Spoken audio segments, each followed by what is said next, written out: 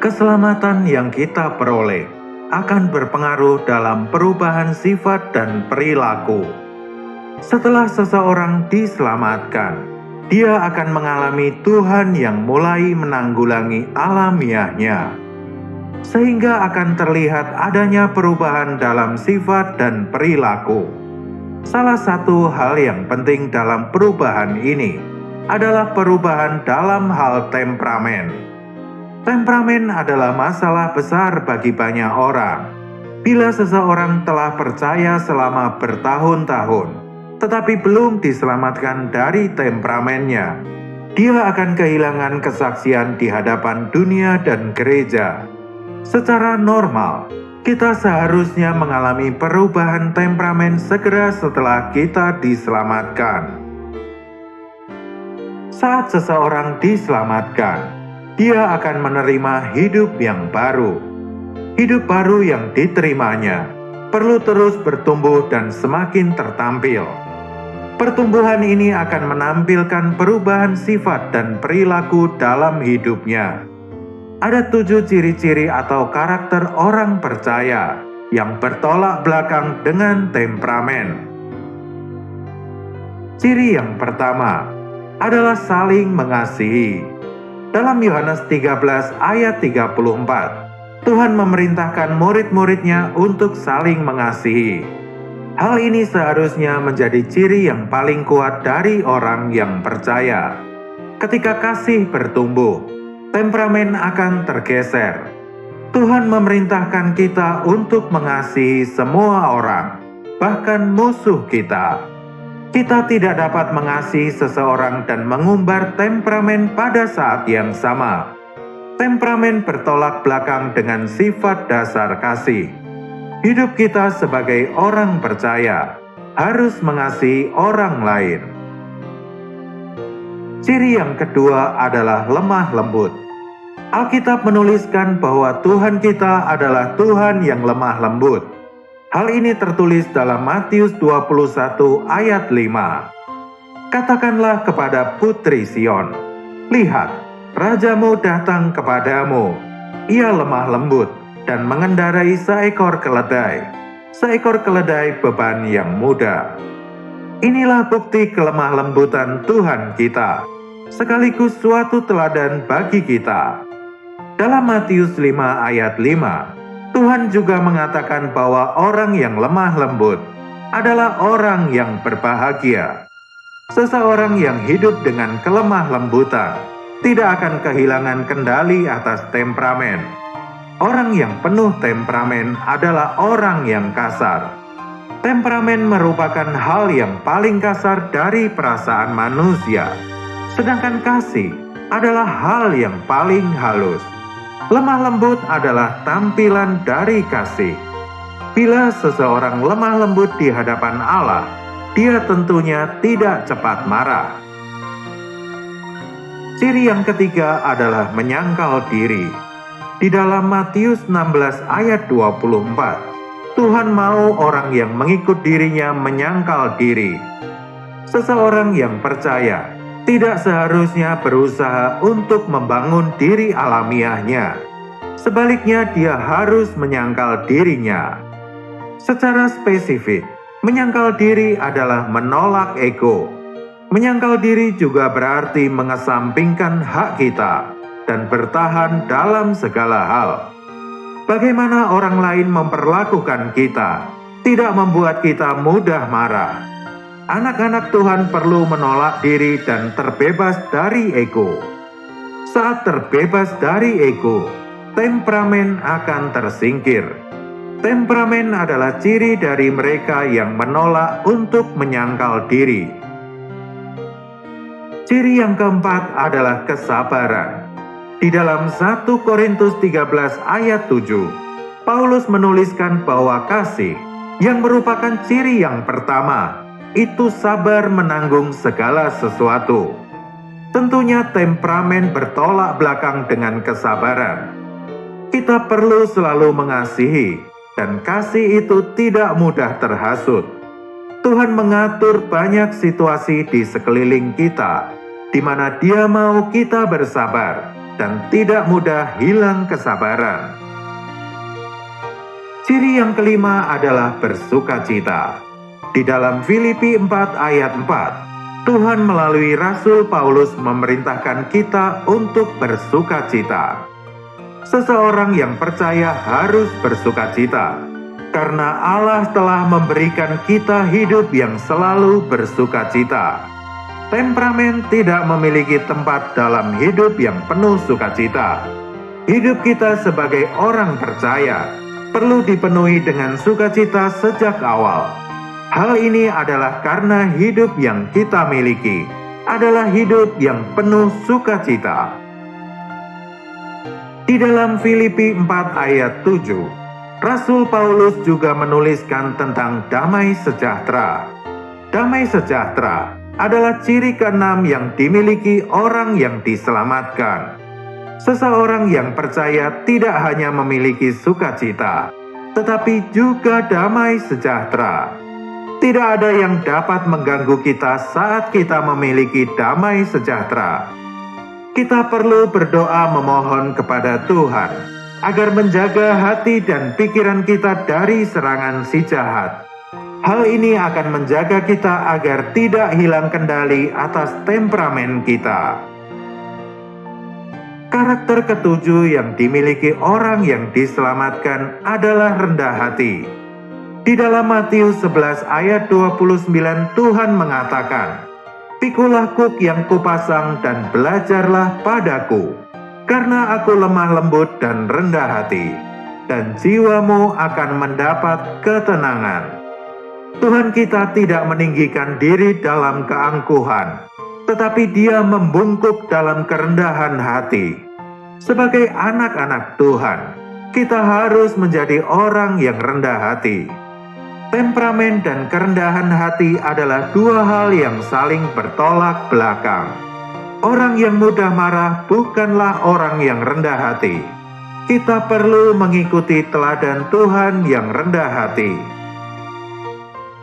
Amarah dan temperamen tidak sesuai dengan jalan hidup orang percaya. Temperamen selalu berkaitan dengan amarah. Kita perlu menanggulangi masalah ini sedini mungkin, agar kita dapat menjadi kesaksian bagi Tuhan di muka bumi. Temperamen adalah masalah besar bagi sebagian besar orang. Tetapi Alkitab tidak banyak menjelaskan tentang temperamen, karena temperamen bukanlah penyakit yang sebenarnya, tetapi sebuah gejala dari penyakit. Tidak ada gunanya bila kita hanya menangani sebuah gejala. Kita perlu menangani akar permasalahannya. Segera setelah kita menangani sumber penyakitnya, gejalanya pun akan segera pergi. Roma 6 ayat 11 menuliskan, "Demikianlah hendaknya kamu memandangnya, bahwa kamu telah mati bagi dosa, tetapi kamu hidup bagi Allah dalam Kristus Yesus." Ketika kita kehilangan kendali atas temperamen, kita mungkin memikirkan ayat ini. Ayat ini menangani akar yang sebenarnya, yaitu diri alamiah kita, dan bukan hanya sekedar menangani gejalanya. Temperamen berakar dari dalam ego kita, diri alamiah kita. Untuk menangani temperamen, kita perlu menangani ego kita. Setelah ego ditanggulangi, masalah temperamen pun selesai.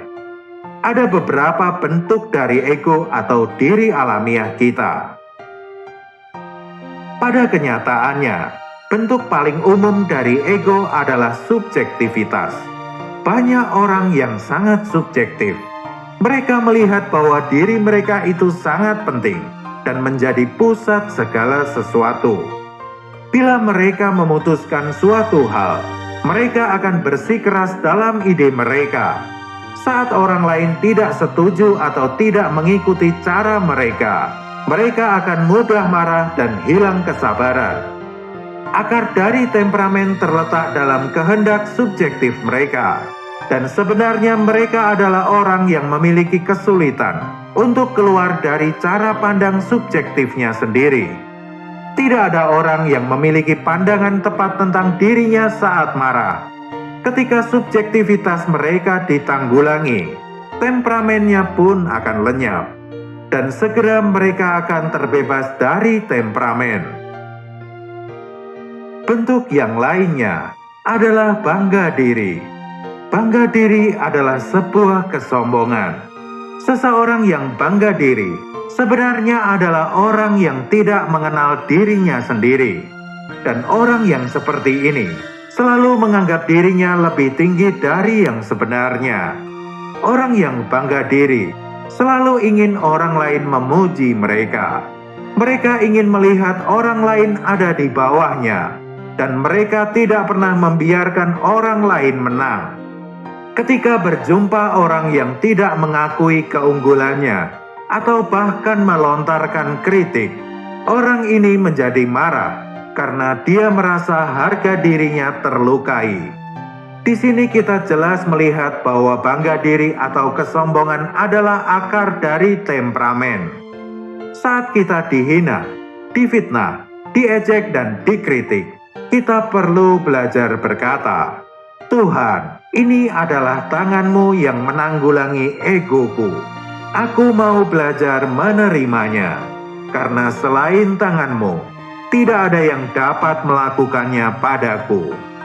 Saat orang ini menyerahkan diri dan menyangkal dirinya di hadapan Tuhan, kesombongannya akan lenyap dan temperamennya akan hilang. Bentuk yang berikutnya adalah mengasihi diri sendiri. Seseorang yang hanya mengasihi diri sendiri akan hanya memperhatikan dirinya sendiri. Dia menuntut untuk makan makanan yang terbaik, punya rumah yang paling bagus, pakaian yang paling indah, dan sebagainya.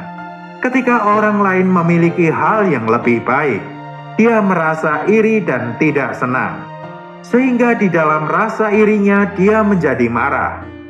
Tanpa ego yang ditanggulangi, orang seperti ini tidak dapat menderita bagi Tuhan dan tidak berguna bagi Tuhan.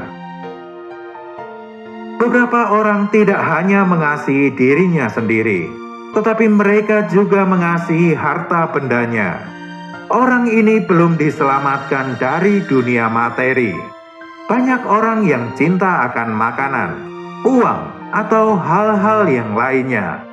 Hal-hal itu menjadi berhala baginya. Saat orang lain tanpa sengaja merusakkan benda kesayangannya, dia menjadi sangat marah.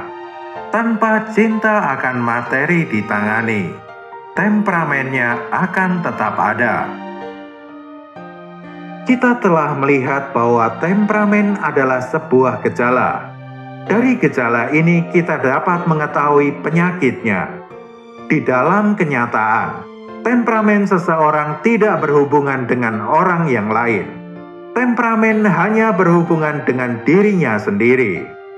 Temperamen tidak terbakar karena situasi di sekeliling kita, tetapi karena alamiah kita yang belum ditangani.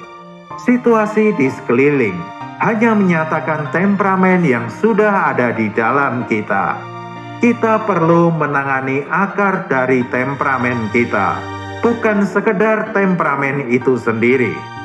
Saat seseorang hilang kesabaran, artinya ada sesuatu yang tidak normal di dalamnya.